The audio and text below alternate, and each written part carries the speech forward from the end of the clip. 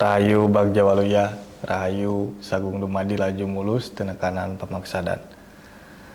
Dalam tayangan kali ini, saya ingin membagikan sedikit pemahaman mengenai Sastra Jendra Hayuning Ratu Pangruat Ing Diyu, atau yang nantinya juga biasa disebut sebagai Sastra Jendra Hayuning Rat Pangruat Ing Diyu, atau nantinya juga biasa disebut sebagai Sastra Jendra Hayuning Rat, nantinya dipersingkat lagi menjadi Sastra Jendra, atau yang kelak kita kenal sebagai Sasajen. Sasajen ini sudah saya bahas dalam tayangan sebelumnya, apa saja benda-benda di dalamnya berikut dengan makna-makna yang terkandung di dalamnya. Barangkali untuk Anda yang belum menonton, nanti saya simpan linknya. Dalam tayangan ini saya ingin lebih pada menjelaskan apa sih fungsi dari sasajen ini, lalu apakah sasajen ini masih relevan dilakukan pada era modern seperti sekarang ini. Kita perlu berangkat dari pemahaman bahwa sasajen adalah hasil daya cipta yang maha kuasa, hasil tulisan Tuhan atau sastra Tuhan, yang mana segala sesuatu yang ada di dalam sasajen bukan sama sekali ciptaan manusia. Tugas manusia di dalam sasajen hanya sebagai penyusunnya, seperti hanya air misalkan. Air itu adalah sesuatu yang usianya sangat tua. Bahkan sebelum bumi ini ada, air sudah ada. Dan sampai hari ini terbukti tidak ada satupun manusia yang mampu menciptakan air. Kita sampai detik ini hanya mengelola dan memanfaatkan air. Begitu juga dengan api misalkan. Api juga sama. Dia itu sudah ada jauh sebelum bumi ada. Dan api yang paling besar dalam tata surya kita, atau orang Sunda menyebutnya sebagai waruga jagat, itu adalah matahari. Yang mana matahari ini berarti Sunda, dan Sunda berarti matahari. Seperti ini. Sunda itu berasal dari 3 suku kata. Sebetulnya 4, tapi agar mudah kita bagi menjadi 3 suku kata, yaitu Su, Na, Da. Su itu berarti sejati, Na itu api, Da itu agung. Maka jika disatukan, Sunada ini berarti api besar yang agung, atau api sejati yang agung, yaitu matahari. Matahari ini biasa disebut Sang Hyang Manon, atau juga biasa disebut sebagai Batara Guru. Simbol sebuah pencerahan, sebuah cahaya, sebuah penerangan terhadap kehidupan. Kalau di dalam tubuh manusia, Batara Gurunya itu terletaknya di sini, di tengah-tengah, di inti otak lah, tengah-tengah otak. Atau bangsa barat, istilah baratnya disebut sebagai pineal gland. Bangsa kitanya disebut sebagai Batara Guru. Nah, pembahasan ini akan sedikit melebar, tapi mudah-mudahan saya tidak repot menjelaskannya, ya, dan Anda juga mudah untuk memahaminya. Mari kita mulai dengan proses penciptaan alam semesta ini. Ini menurut versi Sunda, ya. Saya tidak ingin bersentuhan dengan kepercayaan manapun. Nantinya takut ada yang tersinggung. Dan ini sebuah tawaran, boleh dipercaya, boleh tidak. Begini, di bangsa Sunda itu memiliki kecenderungan pengetahuan itu disampaikan secara tutur tinular, atau lewat pitutur, atau lewat dangiang atau dongeng. Nah, makanya Mama Mai Kartawinata pernah mengatakan bahwa sagala anu diceritakeun ku manusia eta disebut dangiang. Tapi sagala anu dilakonkeun ku manusia meunang dicaritakeun atawa henteu eta disebutna ilmu. Nah, artinya segala pengetahuan yang kita terima itu masih bersifat dangiang atau dongeng. Tapi ketika dongeng itu kita terima dan kita lakukan atau lakonkan, buktikan, maka itu sudah menjadi ilmu. Artinya ilmu itu harus berdasarkan pengalaman, jangan katanya begitu. Kalau orang Sunda menyebutnya ilmu mah ulah cek batur, komo cek cenah, tapi kudu cek aing. Oke, kita mulai terkait dengan proses penciptaan alam semesta. Nanti ini kaitannya dengan sesajen. Semua berawal ketika Yang Maha Kuasa menciptakan sebuah ruang kekosongan atau yang disebut sebagai jagat suwung. Suwung itu artinya kosong. Nah, semua dimulai dari sana. Yang Maha Kuasa menciptakan jagat kekosongan, yang di sana ada kegelapan, yang di sana tidak terbatas. Intinya sebuah ruang kekosongan yang tidak bisa, yang sulit terciptakan lah. Terciptakan itu ya terpikirkan oleh manusia. Nah, lalu dari jagat kekosongan itu atau jagat suwung itu, lahirlah sebuah suara atau bunyi yang berbunyi hung. Hung gitu. Nah, biasa disebut sebagai laksaketi sorahyang atau laksaketi sora tawon. Atau yang berarti ribuan suara tawon. Bunyi itu tidak terputus, sangat lembut. Yang kelak mungkin dalam keilmuan disebut sebagai suara kosmik. Hari ini kita kenalnya sebagai suara kosmik. Lalu bunyi itu melahirkan semacam bercak-bercak cahaya, atau dalam keilmuan sekarang itu disebut molekul cahaya atau molekul atom bahkan ya. Lahirlah molekul cahaya atau jentik-jentik, sebut saja jentik-jentik cahaya. Nah, ini disebutnya sebagai inyang putih atau hyang putih. Nah, setelah lahir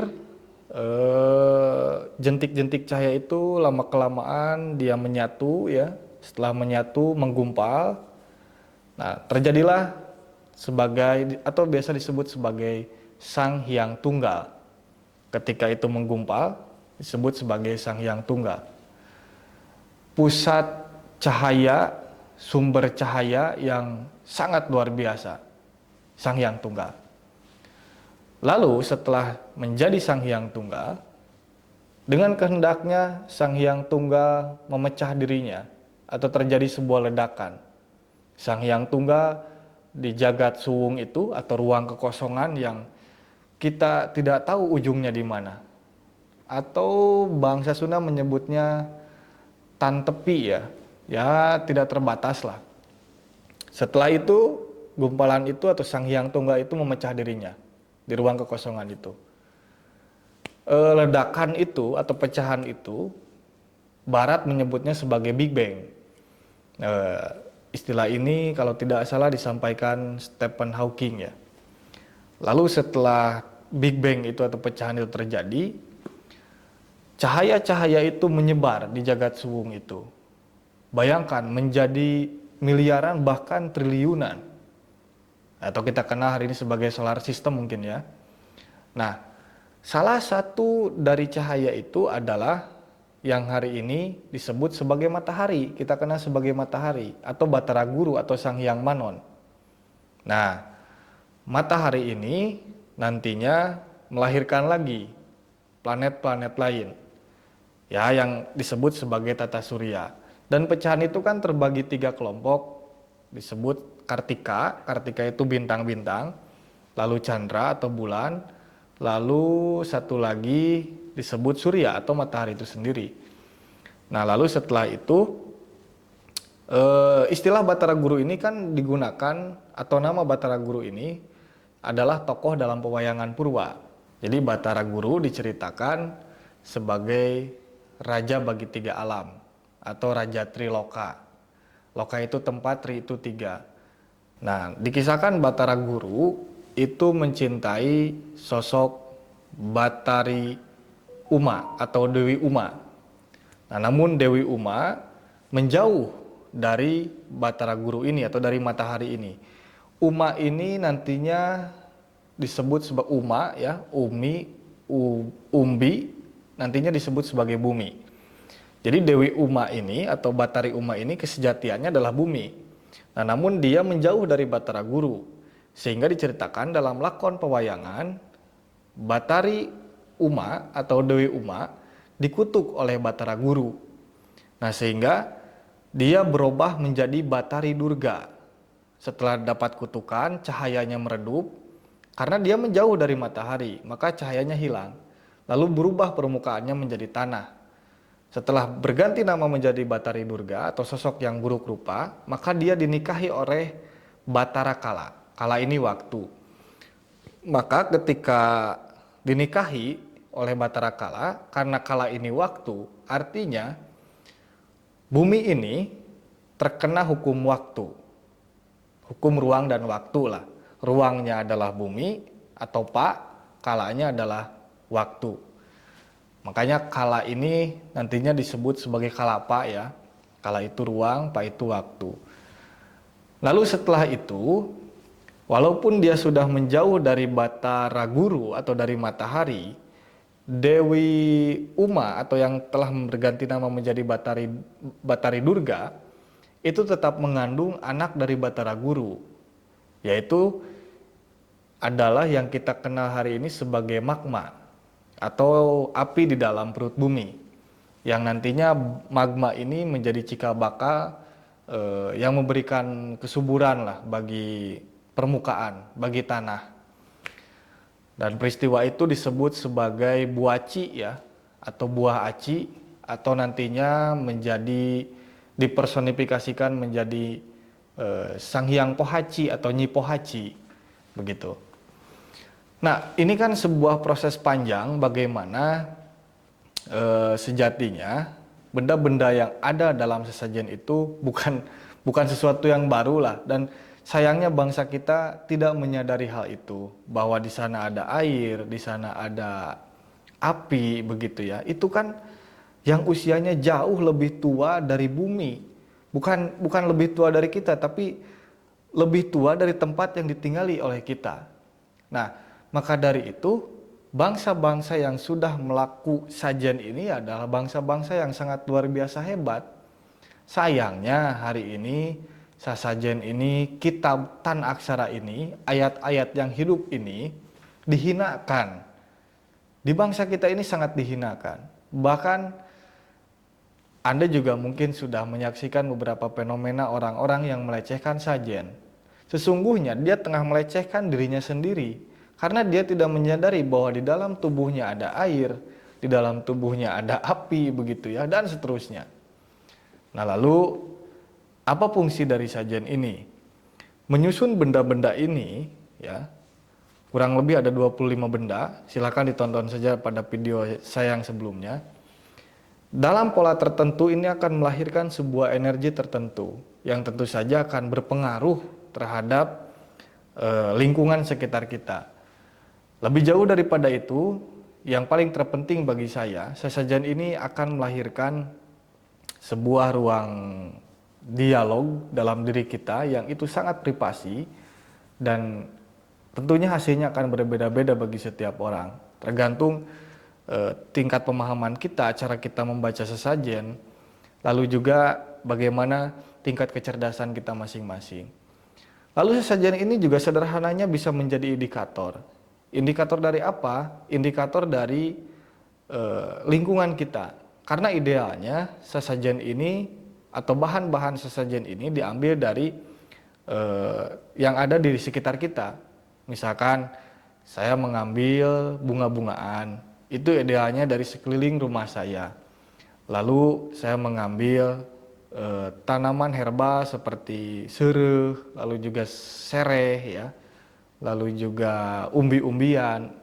Nah, sehingga ketika benda-benda yang ada dalam sesajen ini komplit, itu artinya lingkungan kita masih stabil karena benda-bendanya masih ada. Artinya petani masih hidup karena umbi-umbiannya masih ada, lalu juga tanaman herbanya masih ada, dan seterusnya. Dan menariknya, selain digunakan sebagai ukuran atau indikator atau penentu atau tolak ukur untuk melihat kestabilan lingkungan, sesajen ini juga sering dijadikan sebagai sebuah tanda. Misalkan ketika masyarakat yang ada di lereng gunung itu rutin membuat sajen di puncak gunung itu atau di dekat kawah lah setidaknya. Nah, ukurannya seperti apa? Ketika sesajen itu habis dimakan oleh monyet atau hewan-hewan lain, maka pertanda gunung itu masih aman. Tetapi ketika sesajen itu dalam kurun waktu beberapa hari masih utuh, maka ini akan terjadi sesuatu. Bisa dibaca, karena apa? Hewan itu lebih peka terhadap suhu, terhadap keadaan lingkungannya, lebih peka. Sehingga ini bisa dijadikan ukuran jangan-jangan gunung ini sedang aktif atau bahkan akan meletus. Jadi sesungguhnya sesajen ini adalah sebuah bukti kecerdasan bagaimana leluhur kita ini bukan orang-orang yang primitif. Ya karena itu ya selama ini kan kita diupayakan agar hubungan kita dengan leluhur kita ini benar-benar terputus. Sehingga ketika terputus, ya maka kita tidak akan menjadi orang-orang yang memiliki kompas hidup yang jelas. Kalau orang Sunda menyebutnya kaluhur tesirungan, kehandap teakaran. Jadi ke atas tidak melahirkan pucuk-pucuk baru begitu ya, ke bawah juga akarnya tidak ada. Sehingga dia akan mati begitu. Maka dari itu perlu kita pahami bersama bahwa sesajen ini adalah mahakarya yang sangat luar biasa hebat. Dan kembali lagi pada yang tadi, sehingga sebetulnya dalam tayangan ini, dalam paparan ini saya ingin membantah ketika orang-orang atau manusia-manusia Sunda itu dianggap menyembah matahari. Bukan. Dia itu sebagai simbol bahwa matahari ini sebagai sebuah pencerahan dalam hidup. Nah, dalam diri manusia sejatinya ada yang disebut mataharinya manusia atau mata ketiganya atau batara gurunya, yaitu yang disebut dengan pineal gland, letaknya ada di tengah-tengah otak, sangat kecil sekali ukurannya. Nah, bangsa kita hari ini pineal gland atau batara gurunya tidak aktif kebanyakan. Nah, maka dari itu perlu kita aktifasi agar bagaimana kita menjadi orang yang tercerahkan, orang yang senantiasa berkesadaran. Termasuk kita tidak akan mudah memandang sesuatu dengan sebelah mata dan tidak akan mudah mengeluarkan atau memberikan sebuah penghakiman yang tidak berdasar. Mari kita kembali pada ajaran leluhur kita. Mari kita kembalikan jati diri yang sudah lama hilang dan kita menjadi bangsa yang hebat dan menjadi manusia paripurna. Tidak mudah memang karena hari ini gempuran masih terus berlangsung, tapi saya mempercayai Anda-Anda yang menonton video ini adalah pilihan semesta yang memiliki data dengan saya begitu ya. Sehingga kita dipertemukan walaupun sekedar melalui tayangan ini dan Anda adalah orang terpanggil yang spiritualitasnya mulai bangkit dan tinggal bagaimana kita sama-sama konsisten menjaga kesadaran itu atau tumbuhnya spiritualitas itu. Saya harap tayangan paparan ini tidak sulit dipahami. Saya agak kesulitan dalam menjelaskannya sebetulnya, tapi mudah-mudahan Anda bisa menangkapnya lah. Kita mudah-mudahan bisa berjumpa lagi dalam tayangan yang lain, dalam guaran-guaran yang lain. Dan salam hangat saya untuk Anda sekalian. Terima kasih. Sampurasun, Rahayu, Sagung Dumadi, Rahayu.